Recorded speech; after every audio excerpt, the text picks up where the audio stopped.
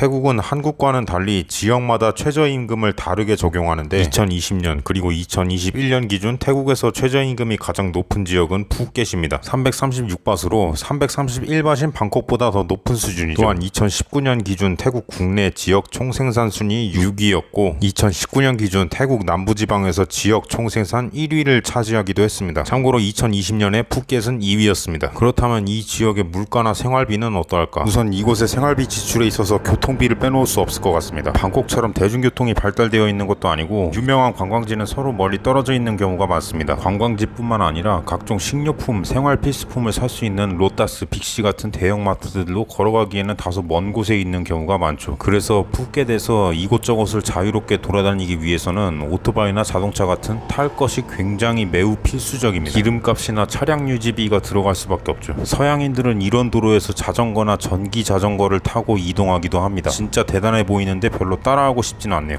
아무튼 일반적인 스쿠터를 한 달 정도 빌린다고 쳤을 때 업체나 기종에 따라서 조금 다르긴 하지만 대략 2,500바트에서 4,000바트 정도의 비용이 여기서 드는 것 같습니다. 2,500바트는 조금 저렴한 편이고 보통은 3,000바트 이상 한다고 생각하시면 됩니다. 보증금도 업체나 기종에 따라서 다르지만 대략 2,000바트에서 5,000바트 사이인 것 같습니다. 저는 야마하 미오 125cc를 1개월 2,500바트 주고 대여했는데 게서허 95 기준으로 절반을 채우는데 주유 비용이 대략 50바트에서 70바트 정도 들었던 것 같습니다. 저는 한 달 동안 총 18일 스쿠터를 이용했고 주유 횟수는 다 합쳐서 8번이었습니다. 그리고 총 주유 비용은 460바트였습니다. 평균적으로 1회 주유하는데 57.5바트 들었던 셈이죠. 이 중 2번은 길거리에 가끔씩 보이는 무인 주유기를 이용했는데 저만 그런 건진 모르겠지만 뭔가 지불하는 비용에 비해서 기름이 적게 나오는 그런 느낌이었습니다. 나중에 주유소 가서 기름을 넣어보고 느낀 사실입니다. 아무튼 이렇게 기름값이 드는데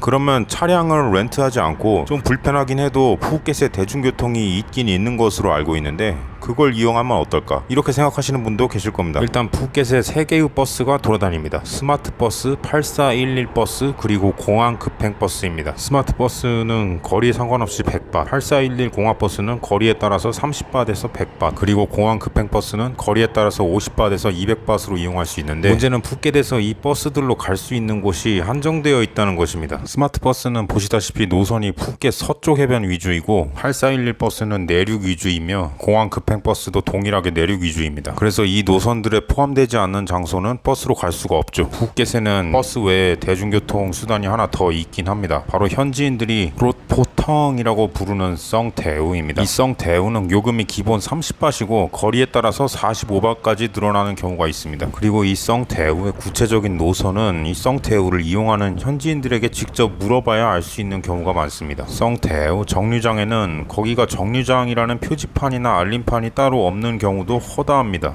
이건 솔직히 푸켓 버스도 마찬가지인데 아무튼 이런 이유로 외국인이 이용하기에 쉽지 않은 측면이 있죠. 다만 제가 몇 번 푸켓에서 썽대우를 타보면서 알아낸 사실은 푸켓 타운 쪽에 푸켓 각지로 떠나는 썽대우들이 모여있는 곳이 있다는 것입니다. 지금 보고 있는 바로 이곳인데 지도상으로는 대략 이 정도 위치에 있습니다. 저는 이곳에서 빠덩, 까투, 까말라 해변은 물론 북쪽 탈랑 지역까지 가는 썽대우를 발견할 수 있었습니다. 이곳에는 파란색 썽대우가 많이 모여 있는데 여기 이 원형교차로 쪽으로 나가면 분홍색 썽대우도 많이 보입니다. 이 분홍색 썽대우들은 주로 관광객보다는 현지인들이 많이 찾는 곳을 가는 것 같습니다. 아무튼 이 썽대우들은 정류장이 아니더라도 아무 곳에서나 탈 수 있고 미리 기사에게 말만 하면 정류장이 아닌 곳에서도 내릴 수 있습니다. 그래서 노선과 방향만 알고 있으면 그리고 태국어로 간단한 의사소통이라도 할 줄 안다면 편리하게 이용할 수 있을 것 같다는 생각이 듭니다. 푸켓 대중교통 수단 중에서는 오토바이 택시 다음으로 저렴하니까 교통비도 아낄 수 있겠죠. 다만 이런 노선 정보가 없고 썽대우조차도 가지 않는 곳을 가려면 어쩔 수 없이 택시를 이용해야 되는데 제일 편리한 방법이긴 한데 교통비가 매우 많이 들죠. 저는 푸켓에서 볼트 앱을 주로 이용했는데 대략 이 정도의 비용을 지불했습니다. 제가 2년 전 방콕에서 이용한 택시비와 비교해보면 방콕보다 약간 비싸다는 것을 확인할 수 있죠. 다만 저 방콕의 택시비는 그랩을 사용하지 않고 그냥 지나가는 택시를 잡아서 탄 거라서 2년 2년 전 방콕에서 그랩을 사용한 내역과 비교를 해보면 그래도 푸켓이 약간 더 비싼 것 같네요. 아무튼 우리가 여기서 알 수 있는 것은 만약 푸켓에서 21km 정도 떨어진 관광지를 한 달에 10번만 볼트 앱을 통해서 왕복으로 돌아다녀도 7,000바트이 깨진다. 그러므로 스쿠터를 한 달 렌트해서 돌아다니는 게 훨씬 이득이라는 것을 알 수 있죠. 자, 그럼 교통비는 여기까지 하고 생활비를 좀 살펴볼 건데, 일단 푸켓에서 1개월 동안 월세를 제외하고 사용한 비용을 파악해 보니까 2년 전에 방콕에 있었을 때 1개월 동안 사용한 생활비와 큰 차이가 없는 것 같아요. 그때도 생활비 관련된 영상을 만들었는데 당시 만들었던 자료를 가져와 보면 당시 방콕에서 한 달 생활비를 대략 이 정도 썼다는 것을 알 수가 있죠. 이번에도 비슷한 방식으로 계산을 해봤는데 2년 전 방콕에서 썼던 생활비와 대동소이합니다. 좀 다르게 생각을 해보면 방콕과 푸켓의 물가 차이가 별로 나지 않는다고 짐작을 할 수가 있겠죠. 이번에도 그때처럼 구입한 각종 식료품과 생필품들의 가격을 하나하나 열거해 보겠습니다. 그리고 그것들을 제가 2년 전에 방콕에 있었을 때 조사한 식료품, 생필품 가격과 한번 비교를 해보도록 하겠습니다. 방콕, 푸켓 두 곳에서 산 같은 아이템들만 모아봤는데 맥도날드, 던킨도너츠 같은 프랜차이즈에서 가격이 좀 차이가 나는 것 같네요. 찾아보니까 던킨도너츠는 2년 동안 가격이 인상된 것 같고 맥도날드는 지역에 따라서 빅맥 가격이 다른 것인지 잘 모르겠네요. 푸켓의 최저 일당이 336바트니까 일당으로 빅맥 세트를 2번 사 먹을 수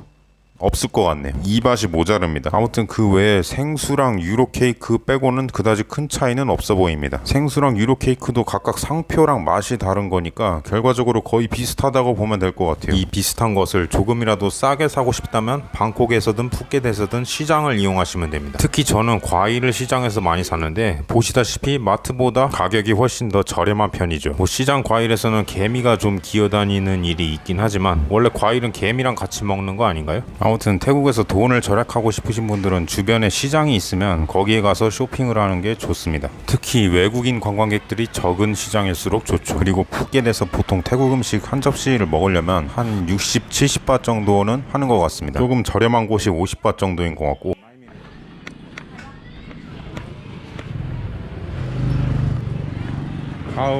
파울라이크랍 80바트 40바트짜리 태국 음식 단품 메뉴는 본 적이 없는 것 같아요. 이런 외국인 거의 안 오는 곳도 50바트인 것을 보면 태국 음식 한 접시의 가격은 50에서 70바트 사이의 시세로 정해져 있는 것 같습니다. 2년 전 방콕도 크게 다르지는 않았던 것으로 기억합니다. 그 당시에는 쫄라 학생 식당에서 30바트면 먹을 수 있었던 카우팟가이가 있었긴 했지만 학교 밖으로 나가면 태국 음식들이 저 정도 가격만큼 했던 것으로 기억합니다. 아무튼 방콕의 물가는 나중에 방콕에 올라가서 다시 최신판으로 확인하고 정리해 보도록 하겠습니다. 쫄라 학생 식당 카우팟가이는 아직도 30바트인지 궁금하네요.